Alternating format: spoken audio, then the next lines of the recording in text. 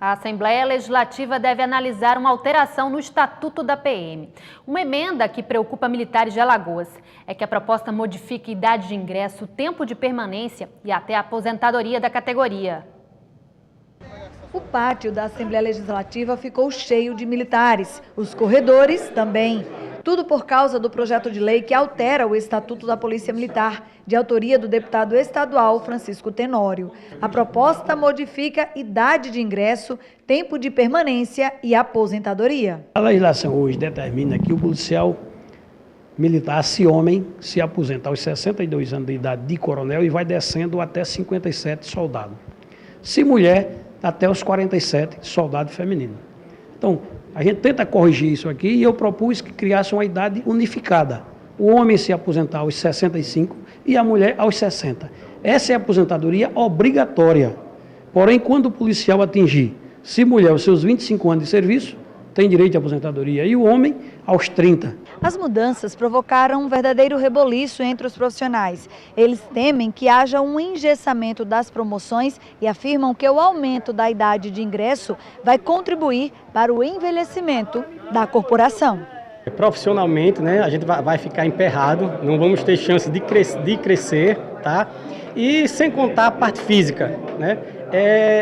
Fisicamente, o policial militar e o bombeiro militar, com 60 anos, não tem condições de estar na ativa. A votação do PL está prevista para esta terça-feira, às 15h na Assembleia Legislativa.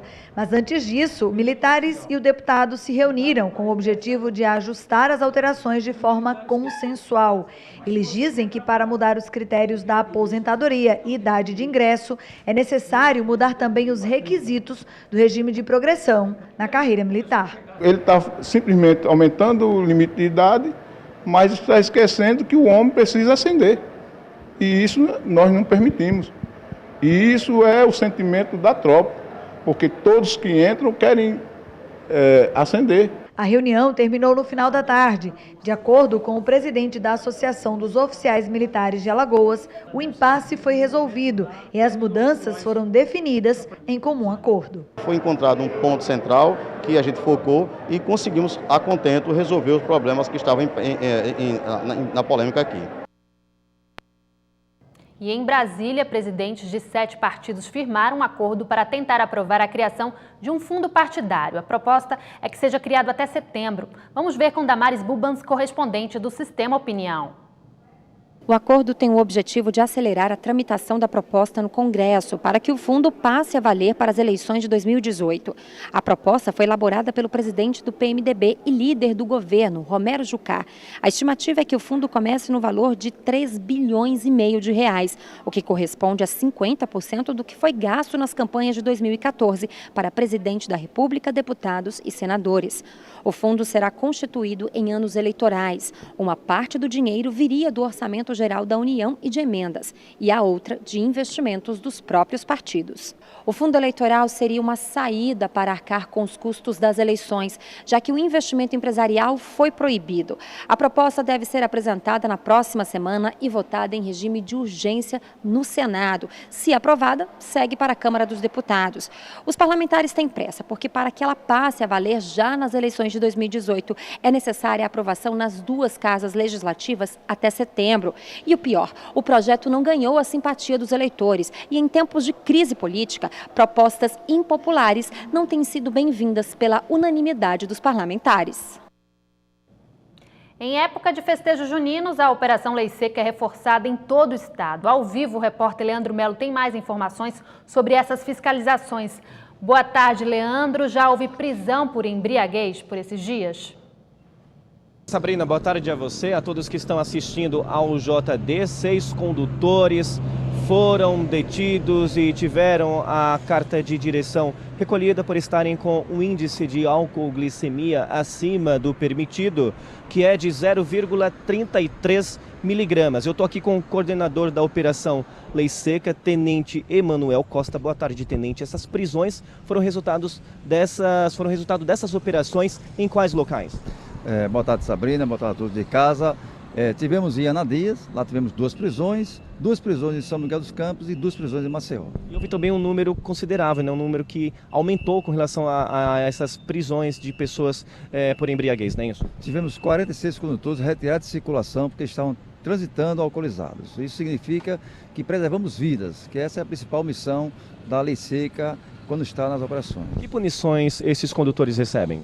Olha, ele quando é parado na Operação Lei Seca, ele é convidado para redor do quilômetro. Se ele fizer o teste e der de 0,05 a 0,33, o veículo será retido, CNH recolhida, vai pagar R$ 2.934,70 e vai passar 12 meses sem poder conduzir seu veículo. E para retomar a habilitação, ele vai ter que cursar novamente uma CFC, né, uma antiga autoescola, e submeter a novo teste. Se passar de 0,33, além de todas essas situações, ele é conduzido à delegacia e será autuado em flagrantes. Essas operações, elas já apontam uma diminuição no número de acidentes se comparados ao mesmo período do ano passado? Olha, as ações aumentaram, consequentemente os números têm que aumentar também. Mas eu tenho uma estatística favorável, que apesar de ter aumentado o número de abordagens, aumentado o número de ações, tem lentamente caindo os números de pessoas que estão transitando embriagados. Ainda vem aí a festa de São Pedro, né? Dia 28, dia 29, então qual a recomendação para os condutores que vão aproveitar esse restinho aí de festa junina?